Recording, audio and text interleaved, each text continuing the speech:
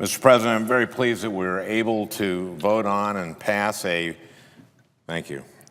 badly needed and long overdue 5-year farm bill today, and that we are finally on the verge of enacting the legislation into law with the President's signature.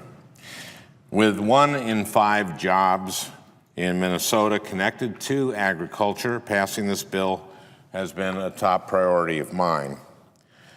I've been working on it for over 2.5 years, along with a large number of my colleagues, and I've gone all around Minnesota talking to farmers and businesses, and they tell me not only did they want a 5-year farm bill, but they needed a 5-year farm bill so that they could plan for the future. Well, we've finally gotten it done. There are so many important pieces to this bill, Madam President, and I want to speak about a few of them today.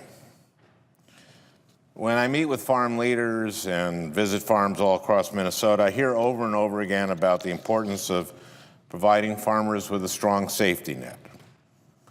There is a lot of uncertainty when it comes to farming. Once a farmer puts his crop into the ground, crops are vulnerable to drought, to too much rain, to disease and different kinds of pests, and to other natural disasters. In 2012, for example, we witnessed a terrible drought that devastated the nation's corn and soybean crops and forced ranchers to cull their livestock. Well, all the safety net programs in the bill are important because they protect our farmers and ranchers, and they also protect American consumers by making sure families have a reliable, domestically produced supply of food. The bill provides disaster assurances for livestock producers. It contains a dairy program so that our dairy producers have the certainty that they need. It contains a sugar program to help protect our sugar growers, American sugar growers. Minnesota is home to a large number of beet sugar growers, and the sugar industry provides thousands of good-paying jobs, American jobs, and billions of dollars to the economy of our region. I fought to make sure that we kept this vital program in place. This bill also includes crop insurance, so farmers have the certainty with respect to their planting decisions. And one of the things the Farm Bill does, which is really important to me and to so many people, is to link the crop insurance program to conservation. Minnesota farmers are good stewards of the land and understand how critical conservation is. So do our hunters and our anglers. With this provision in the Farm Bill, when our farmers receive crop insurance benefits, they also agree to implement conservation practices that are good for our land and for our water.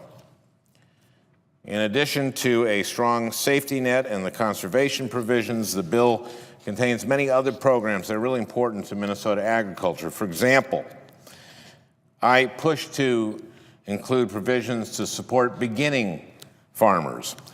With the average age of farmers in Minnesota approaching 60, we need to invest in a new generation of farmers and ranchers, and that's why the Beginning Farmer and Ranchers program has been a priority of mine. This important program will support training and education for beginning farmers and will help new farmers overcome the steep financial hurdles that they often face when just starting out.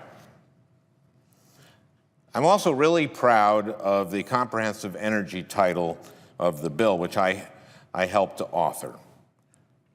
The energy sector in agriculture produces jobs and supports rural communities in Minnesota and across the country.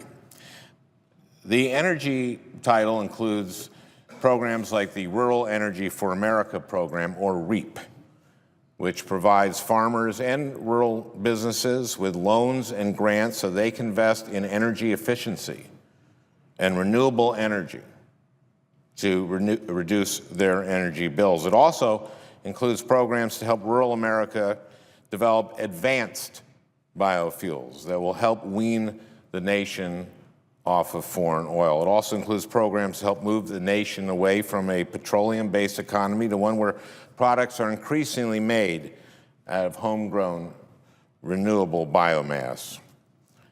Those are just some of the important things that I fought for in the bill, and the bill does all of these critically important things while also reducing the deficit by billions of dollars. Like all bipartisan compromises, the bill is not perfect. In particular, I am not happy with the cuts to the nutrition program on which so many low-income families rely. I am somewhat relieved that in the end, these cuts were closer to what was in the original Senate bill than the draconian cuts that the House of Representatives had called for and passed in their bill. I appreciate the tough job, though, that my colleagues had on their hands to arrive at a final compromise. At the end of the day, this is an incredibly important piece of legislation that I and many colleagues on both sides of the aisle have been working to get over the finish line. I'm pleased that we have finally come together to pass a bipartisan 5-year farm bill that will make needed reforms and give farmers the certainty they need to plan for the future. The bill we have passed will not only support rural America, but our entire nation.